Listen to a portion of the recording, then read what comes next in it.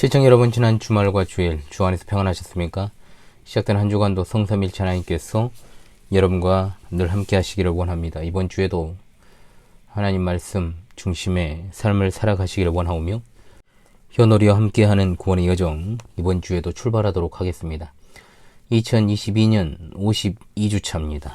자, 올해 마지막 이번 주 하나님의 말씀입니다.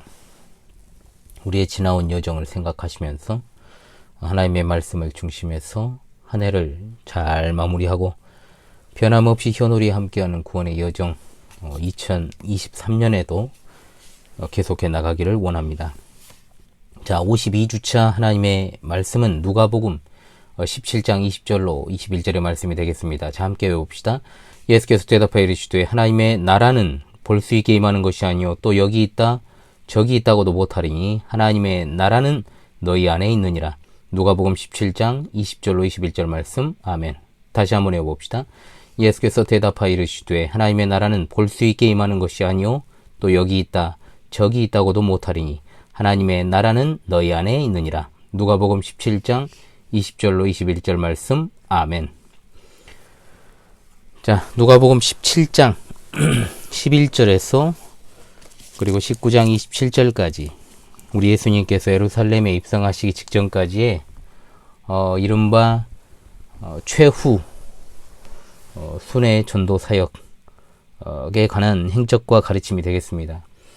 그 가운데 지난 시간에 여러분 우리 함께 했죠. 열나병 환자의 치유 사건에 이어서 바리새인들의 질문에 대한 예수님의 답변이 오늘 이제 본문의 내용이 되겠습니다.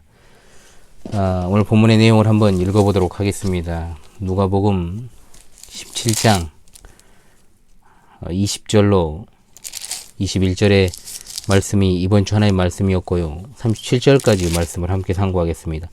바리새인들이 하나님의 나라가 어느 때 임하나이까 묻거늘 예수께서 대답하여 이르시되 하나님의 나라는 볼 수 있게 임하는 것이 아니요 또 여기 있다 저기 있다고도 못하리니 하나님의 나라는 너희 안에 있느니라. 또 제자들에게 이르시되 때가 이르리니 너희가 인자의 날 하루를 보고자 하되 보지 못하리라. 사람이 너희에게 말하되 보라 저기 있다 보라 여기 있다 하리라. 그러나 너희는 가지도 말고 따르지도 말라.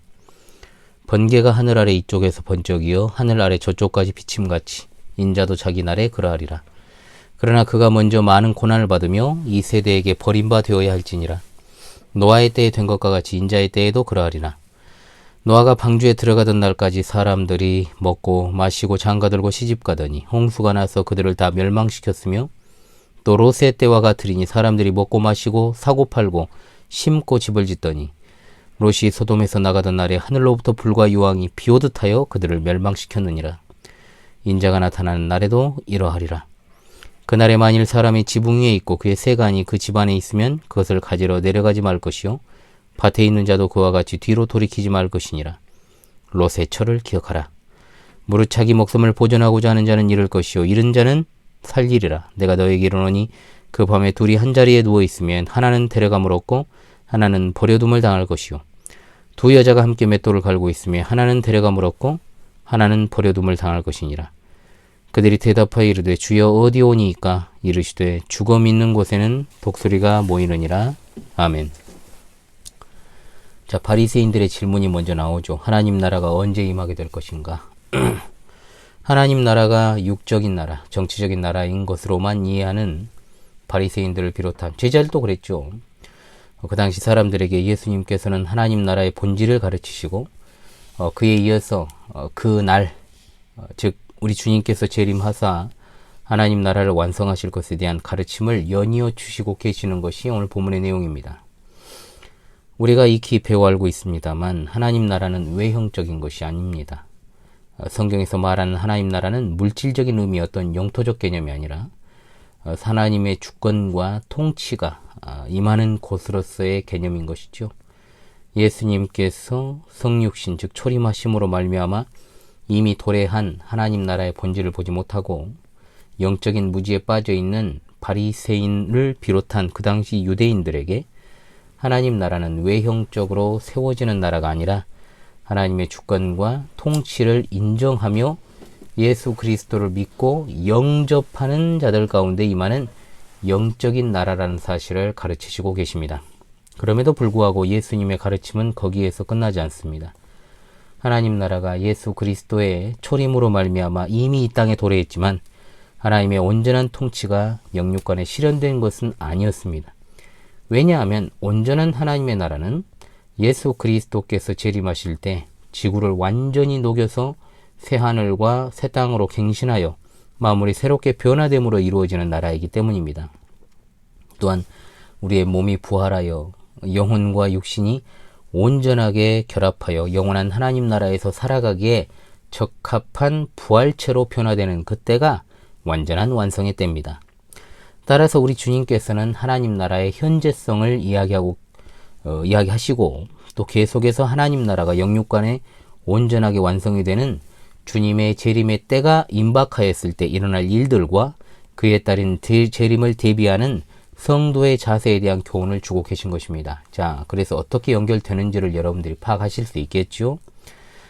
이 말씀을 통해서 말세지마를 살아가는 성도로서의 귀한 교훈을 얻으실 수 있기를 바랍니다. 자, 20절에 바리새인들이 예수님께 하나님의 나라가 어느 때 임하냐 이렇게 묻자 예수님께서는 말씀하십니다. 뭐라고 말씀하십니까? 예수께서 대답하여 이르시되 하나님의 나라는 볼 수 있게 임하는 것이 아니요 또 여기 있다 저기 있다고도 못하리니 하나님의 나라는 너희 안에 있느니라. 자, 이것은 매우 중요한 사실을 우리에게 알려주고 계시는 겁니다. 이번 주 말씀이죠. 사실 바리새인들이 이 질문을 할 때 그들은 하나님의 나라에 대한 선입견이 있었어요. 예수님은 앞서 공적 사역을 수행하시면서 누누이 말씀하시기를 하나님 나라가 가까이 왔다. 이미 너희에게 임했다라는 말씀을 줄곧 해오셨습니다. 그러자 이런 말씀에도 불구하고 하나님 나라가 보이지도 않는데 도대체 어떻게 언제나 임한다는 것인지 알려달라고 이제 비꼬는 투로 물어본 겁니다. 물론 정말로 궁금해서 물어본 것일 수도 있습니다. 어찌되었든 그들의 관심사는 지상의 하나님 나라가 임하는 것이었기 때문에. 그러나 하나님 나라에 대한 그들의 선입견은 하나님 나라가 로마의 압제 체제를 무너뜨리고 이루어지는 메시아의 정치적 통치로 이해를 했던 것이죠. 그런 인식을 가지고 있는 그들에게 하나님 나라는 볼 수 있게 임하는 것이 아니라고 말씀하신 것입니다. 물론 완성될 하나님 나라는 가시적인 것이고 또 예수 그리스도 안에 있는 자들은 그 나라에서 영원히 살아가게 됩니다. 그러나 예수님께서 성육신하신 사실로부터 이미 이 땅에 하나님 나라, 즉 하나님의 주권적인 통치가 이루어지고 있다는 것을 깨닫지 못하는 것에 대해서 그 본질을 알려주시기 위해 볼 수 있게 임하는 것이 아니라고 하신 겁니다. 여기 있다, 저기 있다고 못한다라고 하시면서 너희 안에 있다라고 말씀하지요. 이 말은 너희 마음속에 하나님 나라가 있다 아닙니다. 이렇게 이해하시면 안 돼요. 너희 가운데 있다는 포괄적인 의미로 말씀을 하신 것입니다. 즉 하나님 나라의 주인이 되시는 예수님께서 그들과 함께 거하고 계신다는 것이죠. 이를 하나님 나라의 현재성이라고 부릅니다. 하나님의 다스리심이 미치는 곳은 모두가 다 하나님 나라입니다. 너희라고 하니까 또 이것을 오해해서 바리새인들 가운데 하나님 나라가 임했다는 말이 아닙니다. 바리새인은 하나님 나라의 주인이 되시는 예수 그리스도를 거부했는데 어떻게 그들 가운데 하나님 나라가 임할 수 있겠습니까? 예수님께서 지금 계시는 그곳이 하나님 나라, 즉 하나님의 주권적인 통치가 이루어지고 있는 현장이라는 사실에 대해서 말씀하신 것입니다. 시청자 성도들이요, 우리는 예수 그리스도를 믿고 그분 안에서 하나 되어 있는 지금 현재 하나님 나라에 속해 살아가고 있는 줄을 믿습니다. 우리는 지금 이 순간도 하나님 나라를 이미 경험하고 있습니다. 교회는 하나님 나라의 주권적 통치를 받는 하나님 나라 백성들이 모여서 하나님께 예배하며 또 하나님 나라가 최종적으로 완성되는 그날을 고대하며 함께 은혜 안에서 성장해 나가는 곳입니다. 따라서 성도는 이미 하나님 나라에 속한 백성입니다. 이 나라는 현재 여기 있다 저기 있다 하는 나라가 아닙니다. 볼 수 있는 나라가 아니라는 거죠. 우리 주 예수 그리스도께서 다시 오심으로 완성하실 그 나라에서 우리는 예수 그리스도와 마찬가지로 부활하여 눈에 보이는 영원히 썩지 않고 신령한 몸을 입고 눈에 보이는 그 나라에서 살아가게 될 것입니다. 아멘. 지금 당장 완성된 하나님 나라 볼 수 없다 하여 우리가 그 나라를 의심하지 않지 않습니까? 우리 먼저 앞서간 성도들도 우리와 마찬가지로 완성될 그 나라를 소망하며 주님 곁에 있기 때문입니다. 세상 나라가 아니라 하나님의 온전하신 주권적 통치가 이루어지는 하나님 나라에 속하게 하신 그 놀라운 사랑을 늘 찬양하며 살아가야 될 줄로 믿습니다. 아멘. 이제 예수님께서 제자들에게 시선을 돌려서 주의 재림과 관련한 귀한 교훈들을 주고 계십니다. 22절에 또 제자들에게 이르시되 때가 이르리니 너희가 인자의 날 하루를 보고자 하되 보지 못하리라. 자, 22절로 37절까지 예수님께서는 22절에 나오는 인자의 날이라는 주제를 가지고 가르침을 주고 계시죠. 인자의 날 굉장히 중요합니다. 인자의 날 동그라미 딱 해놔야 되겠죠.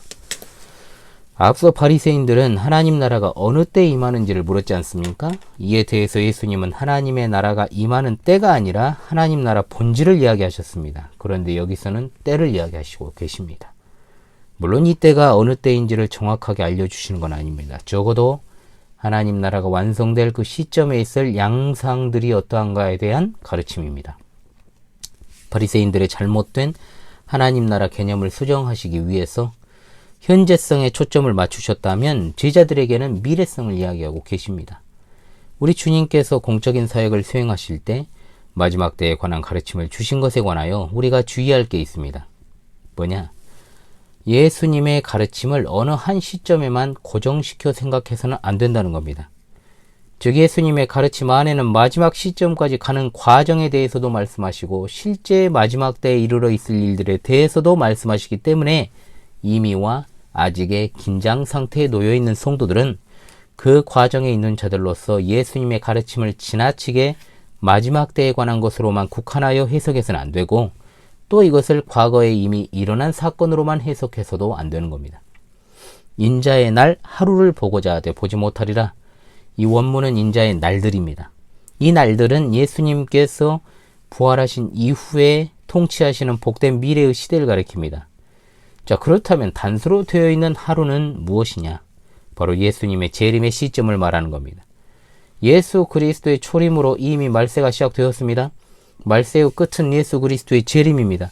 말세지말이라는 용어를 제가 자주 사용하는 것은 예수님께서 당시의 제자들을 가르치시는 때보다 훨씬 더 많은 재림의 양상이 드러나고 전조 현상들이 가까워졌기 때문에 그렇습니다.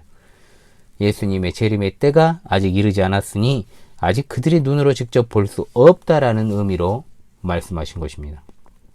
따라서 이하에 나오는 재림에 대한 양상도 예수 그리스도께서 지상 사역을 완성하시고 승천하신 이후로부터 지금에 이르기까지 과정에도 있었고 또한 마지막 시기에 실제적으로 일어날 일들이기도 합니다. 우리 예수님께서는 하나님이시기 때문에 단편적으로 어떤 말씀을 주시지 않고 모든 것을 내다보시고 이 말씀을 주셨다는 것을 염두에 두어야 됩니다. 자, 먼저 나오는 것이 거짓 그리스도, 거짓 선지자들이 그리스도의 재림의 약속을 이용하여 이른바 시한부 종말론으로 사람들을 미혹할 것이다 라는 말씀입니다. 얼마나 이 시대 지금 시한부 종말론이 또 판을 치고 있습니까? 이런 이단들은 초대교회에도 있었고 가까운 과거에도 있었고 지금은 더 성행하고 있습니다. 거짓된 자들의 특징은 구체적인 시간과 장소를 언급한다는 겁니다. 예수님께서 재림하실 때는 지구촌 모든 사람들이 볼 수 있게 임하시기 때문에 여기에 있다 저기에 있다 이렇게 미혹되지 말라는 겁니다. 자신들의 집단에 구원이 있다거나 여기에서 입맞은 자가 되어서 휴거될 수 있다라고 하거나 여기에 다림줄이 있어서 성경 해석에 유일한 열쇠가 있다거나 하는 자들을 경계하라는 겁니다. 그런데도 얼마나 많은 자들이 미혹되어 거기에 속하여서 지옥행 급행열차를 타고 있는지 모릅니다. 똑같이 밥 먹고 똑같이 앉아서 똥 싸고 몸 아프면 병원에 가고 수술해야 하는 그런 자들을 보혜 사니 재림의 순이 이긴 자니 말세의 종이니 추종하는 자들을 보고 있노라면 너무나 가슴이 아프죠. 진리가 여기 있는데 진리를 떠나서 미혹에 강한 영일 그 역사를 받아서 그들도 이성과 자아를 상실한 상태로 마귀에게 사로잡혀가지고 벗어나질 못하기 때문에 그렇게 오늘 또 지옥행 급행열차를 타고 있는 겁니다. 이단이나 사이비에 그리고 그렇게 오늘 또 그들은 급행열차를 타고 가고 있는 겁니다. 이단 시비가 조금이라도 있는 곳에는 가지도 말고 따르지도 말고 쳐다보지도 마시고 이길 자신이 있으면 붙되 이길 자신 없으면 거기에 빠진 자들과도 상종도 하지 마시기 바랍니다. 교류하지 마십시오. 그것이 여러분을 지키는 길이고 여러분 주위 사람을 지키는 길입니다. 아시겠습니까? 자, 내가 속한 교회 그리고 주께서 세우신 종에게 가르침을 받지 않고 딴 데 가서 뭐 하지 마십시오. 뭐 그럴 분이 없습니다만 이 영상을 보시는 분들 중에 검증된 집회라고요? 그래도 적어도 저한테 물어보고 가십시오. 뭐 그럴 일도 없겠지만 하나님께서 여러분을 제게 위탁하시고 목양하라고 저를 세우셨습니다. 물론 본교회 성도들을 중심으로 말씀을 드리고 있습니다만 저는 이 채널에 속해 있는 분들도 제게 위탁하신 양이라고 믿고 있기 때문에 뭐 전부는 아니더라도요. 이렇게 말씀을 드리는 것입니다. 제 존재 목적을 분명히 하겠습니다. 그러므로 제 영상을 보시고 신실하게 구독하시는 분들을 말합니다. 그리고 본교회에 소속된 성도들은 분명히 주께서 합법적으로 세우신 이 사람에게 가르침과 지도를 받아야 되고 성장해 나가는 것이 중요합니다. 시대가 호락호락하지 않은 진리 전쟁의 시대입니다. 깨어 있어야 됩니다. 사탄은 할 수만 있으면 택한 자들도 미혹하려 한다고 했습니다. 근신하시고 또 근신하시기를 바랍니다. 자, 24절의 말씀에 번개가 하늘 아래 이쪽에서 번쩍이 하늘 아래 저쪽까지 비친 가지 인자도 자기 날에 그러하리라 했습니다. 주께서 공개적으로 오신다는 것을 번개가 비치는 현상을 들어서 설명하십니다. 번개가 반짝하잖아요. 그럼 다른 곳으로 순식간에 그 섬광이 비치죠. 순식간에 그 모든 것들이 이루어지지만 모든 사람이 보게 된다는 겁니다. 이와 같이 심판자로 오시는 예수님께서도 순식간에 사람들이 볼 수 있게 임하신다라는 것을 말씀하십니다. 은밀하게 이루어지는 게 아닙니다. 이어서 25절의 말씀에 그러나 그가 먼저 많은 고난을 받으며 이 세대에게 버림받아야 할지니라 그랬습니다. 인자의 날 주의 재림이 반드시 있게 되겠지만 그 전에 일어날 일이 있다는 겁니다. 그것은 바로 그리스도께서 고난을 받고 십자가에 달려 죽으시는 일입니다. 하나님 나라가 최종적으로 완성될 그날 예수님께서는 산자와 죽은 자를 심판하러 오시며 최종적으로 믿는 자와 믿지 않는 자를 분리하시게 됩니다. 따라서 하나님께서는 그 분리하는 방법으로 예수 그리스도께서 십자가에 이루신 대속의 사역을 믿는 자마다 멸망하지 않고 영생을 얻게 하려 하신 것입니다. 따라서 예수님께서 다시 오시는 그날까지도 예수님을 따르는 제자된 성도들도 예수님처럼 고난을 받게 된다는 것을 동시에 알려주고 계시는 겁니다. 그러면서 인자의 날, 즉 주님의 재림의 날을 그 당시 사람들도 알고 우리도 다 아는 어디입니까? 노아의 때를 비교하고 계시죠. 노아하면 뭡니까 여러분? 홍수가 생각나고 또 홍수하면 심판, 방주가 생각나지 않습니까? 노아의 때도 곧 하나님의 물심판을 말하는 겁니다. 노아가 살았던 시대 사람들은 기회를 얻지 못하고 심판받았느냐? 아닙니다. 엄청나게 오랜 세월 동안 건조된 방주가 그 증거입니다. 그렇게 오랜 세월 동안 하나님께서 그들에 대해서 참아주시고 기회 주셨지만 그들은 전혀 돌이키지 않았습니다. 않았어요. 따라서 심판을 생각하지도 않았던 그들에게 그 심판은 너무나도 급작스러운 것이었지요. 노아를 비롯한 구원받은 8명에게는 급작스러운 일이 아니었습니다. 왜? 준비하고 있었기 때문입니다. 지금은 경고의 때입니다. 반드시 주님은 심판하러 다시 오십니다. 우리도 깨어 준비하고 깨어있지 않으면 또한 불쌍한 우리 지상의 가족들, 친구들을 깨워야 될 시점이라 이 말입니다. 계속해서 27절에 노아가 방주에 들어가던 날까지 사람들이 먹고 마시고 장가들고 시집가더니 홍수가 나서 그들을 다 멸망시켰다라고 했습니다. 자, 지금 보니까 사람들이 극도로 부패한 일들을 한 게 아니고 일상적인 일들을 했잖아요. 먹고 마셔야 사람이 삽니다. 결혼을 해야 미래가 있습니다. 그럼 지금 여기서 무엇을 말씀하고자 하시는 것인가? 사람들이 그것밖에 관심이 없었다는 말입니다. 세상적인 관심밖에 없고 영적인 일에 무관심했다는 말입니다. 영혼 구원은 개나 갖다 줘버리고 열심히 돈 벌어먹고 사는 일, 그리고 눈높이 맞춰 남녀가 결혼하는 일, 애기 낳고 키우고 또 그 아이가 자라면 또 먹고 마시기 위해서 일하는 일, 말 그대로 살기 위해 먹고 마시는 개돼지와 다를 바 없는 그런 삶을 계속해서 영위했다는 말이지요. 하나님께는 전혀 관심이 없습니다. 비가 한 방울, 두 방울 떨어지고 노아가 방주에 들어가기 전까지도 사람들은 먹고 마시고 결혼하고 하는 일들에만 열중한 것입니다. 그들이 깨달았을 때는 이미 늦었습니다. 그들이 헐레벌떡 뛰어오고 헤엄쳐 방주 근처까지 왔겠지만 방주의 문은 굳게 닫혀 있습니다. 아무리 방주 문을 두들겨도 열어주지 않습니다. 노아가 열어줄 수가 없습니다. 왜 그렇습니까? 그 문은 하나님이 닫으실 수 있는 문이기 때문입니다. 열고 닫는 문. 눈, 코, 입, 귀에 물이 들어가 꼴깍꼴깍 하다가 그들은 다 멸망당했습니다. 어제까지만 해도, 아니 1시간 전까지만 해도 그들은 먹고 마시고 결혼하는 일들의 열중에 있었습니다. 하나님의 경고를 무시하고 그들은 멸망의 길을 택했습니다. 자기들이 택했습니다. 그 누구도 죽으라고 한 일이 없습니다. 교회 나오시오. 예수님 믿으시오. 제발 나오시오. 예수님 믿어야 구원받고 예수님 안 믿으면 지옥 갑니다. 말하고 또 말해도 안 듣는다면 자기들이 무덤 파는 겁니다. 그날에 이르러는 나도 좀 데려가시오 해도 못 데려간다는 거죠. 부드럽게 권면도 해야 되지만 때로는 강하고 거칠게 좀 해야 그것이 복음 전도의 방편이 됩니다. 복음을 믿으면 영생이지만 복음을 거절하면 영벌이라는 것을 알려야 그것이 복음 아니겠습니까? 인자의 날과 관련해서 당시 사람들도 알고 우리도 잘 아는 또 인물이 나오죠. 롯이 등장합니다. 사실 롯은 롯 자신보다도 소돔과 고모라의 멸망으로 더 유명한 사람입니다. 소돔성이 멸망당하는 그 순간에도 사람들은 먹고 마시고 사고 팔고 심고 집을 짓더니 내일 지구가 멸망해도 나는 한 그루의 사과나무를 심겠다. 내일 지구가 멸망한다면 빨리 예수 그리스도를 전하고 권면해야죠. 소돔성 사람들이 물질의 풍요로움 안에서 노아 당시의 사람들처럼 정말로 육체적인 평온한 삶을 추구했습니다. 롯은 소돔성이 멸망할 것이란 천사들의 경고를 받았지만 그를 제외한 소돔성의 모든 사람들은 심지어 사위될 두 자도 중요한 것 사위들도 안 믿고 다 죽었어요. 이걸 보면 또 왜 우리 교회에는 남편들이 없는가? 아직 결혼 안 하신 분들한테는 미안한 이야기지만 안 믿는 사람 만나서 반쪽짜리 인생 살아갈 거면 결혼하지 않는 편이 낫다. 제가 지난주 주일에도 이 말씀을 드린 바가 있습니다. 자식을 키우고 싶습니까? 그런다 해가지고 어떻게 자식을 결혼도 안 했는데 낳을 수는 없잖아요. 정말 자식을 키우고 싶으면 하나님의 마음을 품어 버려진 아이 입양해서 그냥 키우십시오. 진짜로. 어쩌면 그것이 더 좋은 일이고 안 오는 사람 기다리는 것보다 그것이 더 교회를 부흥시키는 일이 될 수도 있겠네요. 오죽하면 이런 말 제가 하겠습니까? 결혼하지 말라는 말 아니니까요. 주 안에서 반드시 하라 이 말입니다. 롯이 소돔에서 나가던 날, 노아가 방주로 들어가던 날까지 그들의 삶은 아무런 변화가 없습니다.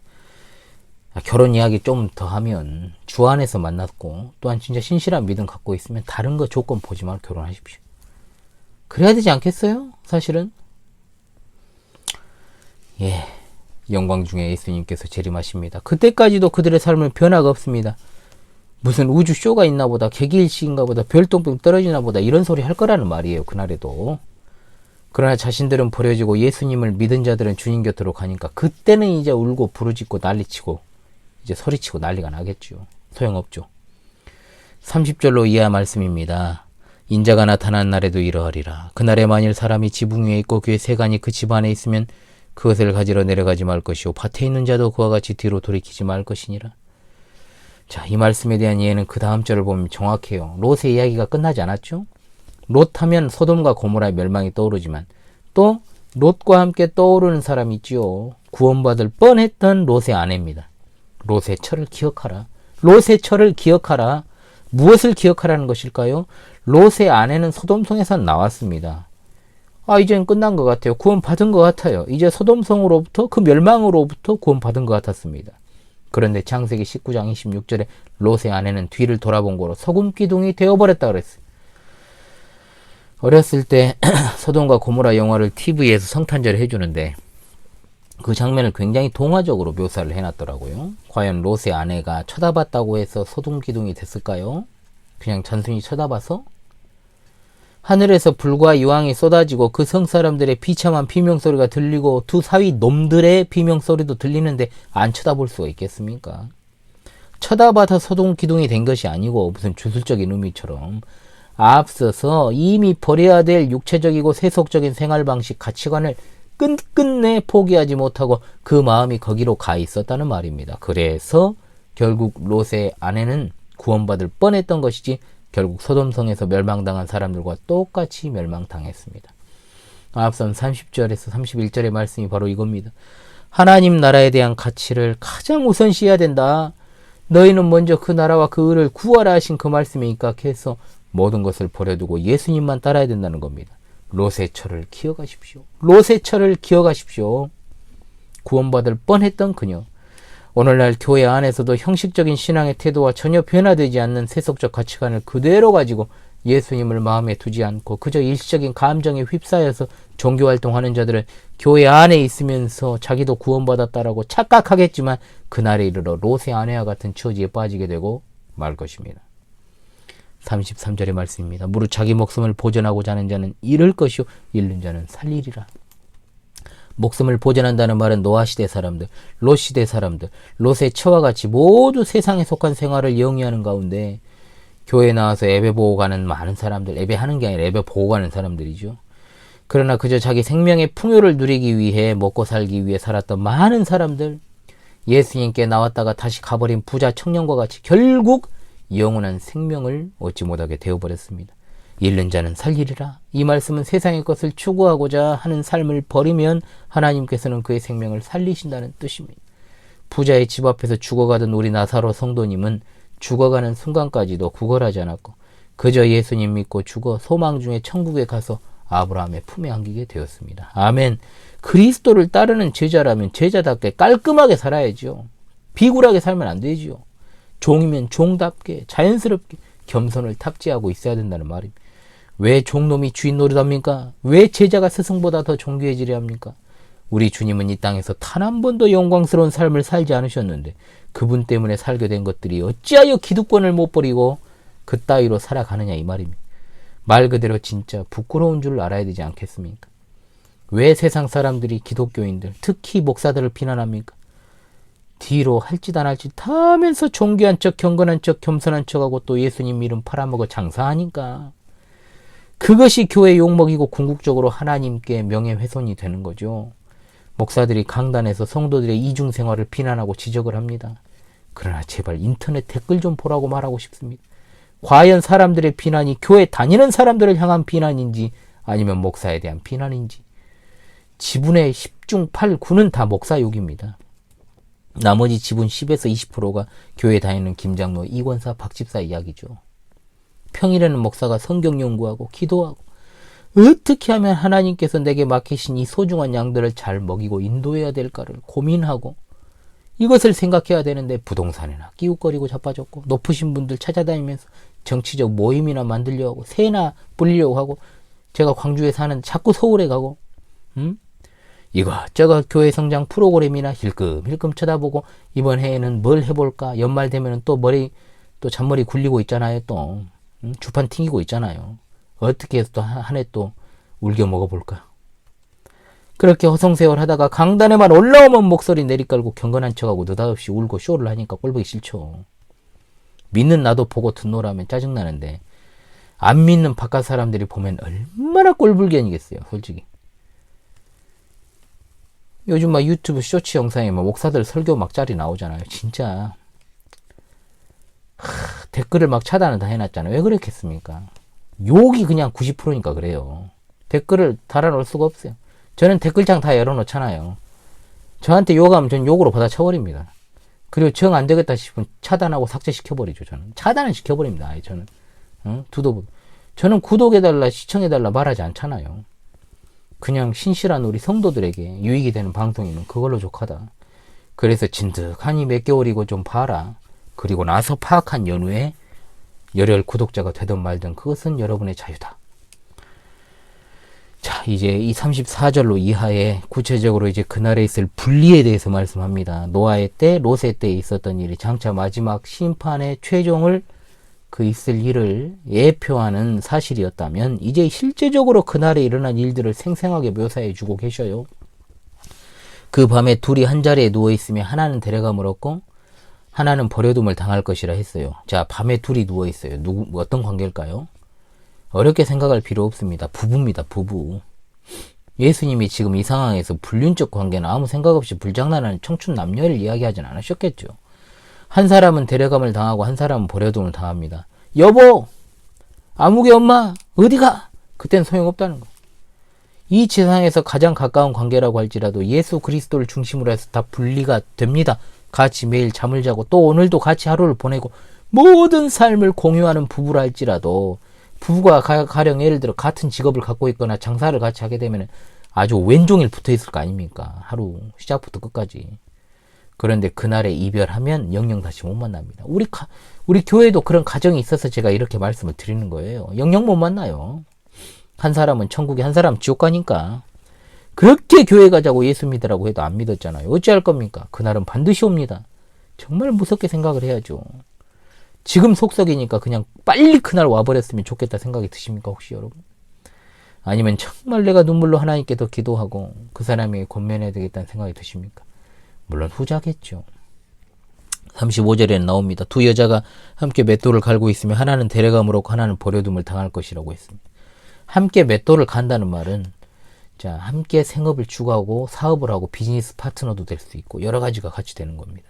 결코 그날은 같이 오지 않습니다. 영원히 분리돼 버림. 지금은 같이 만나서 먹고 마시고 같이 일도 하고 즐거움도 나누죠. 그러나 그날이 오면 그럴 일이 없어요. 36절이 생략되어 있습니다. 그 내용도 마찬가지입니다. 그잖아요. 두 사람이 밭에 있으면 하나는 데려감을 당하고 하나는 버려둠을 당할 것이라고 되어 있습니다. 똑같습니다. 이것도 생업을 함께하는 사람들. 이렇게 귀한 교훈을 주셨음에도 불구하고 그들이 듣고 말하기를 주여 어디 오니까?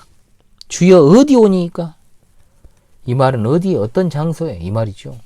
영원한 분리가 어디에서 이루어질 것인가에 대해서 알고 싶은 것 같습니다.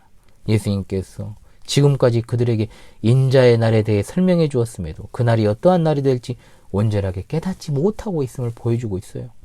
그러자 예수님은 직접적으로 대답하지 않으시고 속담으로 대답을 대신하십니다. 죽음 있는 곳에는 독수리가 모이느니라. 죄악으로 부패되어 심판받을 죄인들이 있는 곳마다 주님의 심판이 이루어질 것이라는 뜻입니다. 독수리는 시체를 먹잖아요. 사체를 먹습니다.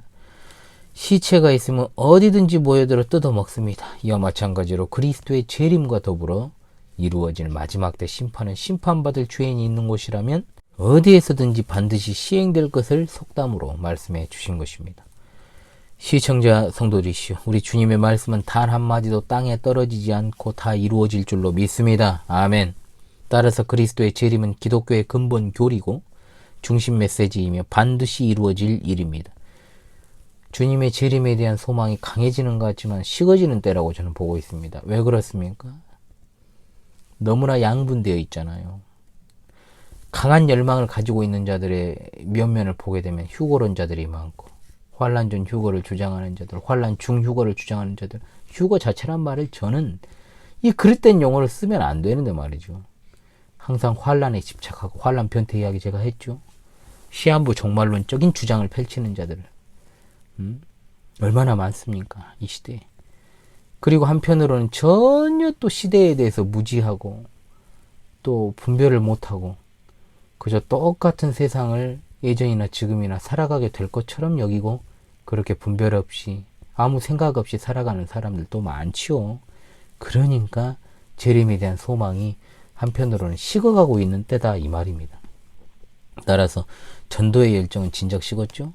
또한 현실에 집착하는 이들이 많아졌습니다. 복음을 현세적 복음으로 왜곡시킨 것은 한참 전의 일입니다.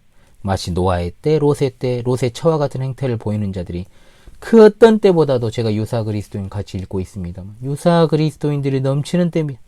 영적으로 근신해야 됩니다. 우리 주님의 재림에 초점을 맞추고 우리가 그날을 대비하는 것은 굉장히 중요합니다. 주님 다시 오시는 날은 판별의 날입니다. 결산의 날입니다. 분리의 날입니다. 하늘의 영광과 어린 양의 혼인잔치에 참여해서 신앙의 절개를 죽기까지 지킨 순결한 신부로 그날에 서기를 소망합니다. 아울러 믿지 않는 가까운 이들로부터 이 무서운 심판의 때를 피하도록 여러분 경고하시길 바랍니다. 경고를 여러분 부드러운 음성으로 해서는 안 돼요. 권면과 경고는 다른 겁니다. 전합시다. 여러분 살려야 됩니다. 우리가 살아가는 이유와 목적을 알고 신실하게 살아가는 여러분 모두가 되시기를 바랍니다. 아멘. 예, 다시금 올해 마지막 이번 주 하나님의 말씀을 상고하면서 외우면서 주신 말씀의 의미를 깊이 있게 상고하겠습니다. 정말로 한 해 동안도 여러분 수고 많이 하셨고요. 그리고 또한 새롭게 시작된 한 해 동안도 변함없이 유튜브 사역을 통해서 여러분을 찾아갈 수 있었으면 좋겠습니다. 여러 가지로 제 삶이 이제 변화가 좀 있겠지만 그래도 꿋꿋하게 한번 해보도록 열심히 노력을 해보겠습니다. 자, 외우면서 마무리합시다. 예수께서 대답하여 이르시되 하나님의 나라는 볼 수 있게 임하는 것이 아니요 또 여기 있다 저기 있다고도 못하리니 하나님의 나라는 너희 안에 있느니라. 누가복음 17장 20절로 21절 말씀. 할렐루야. 아멘.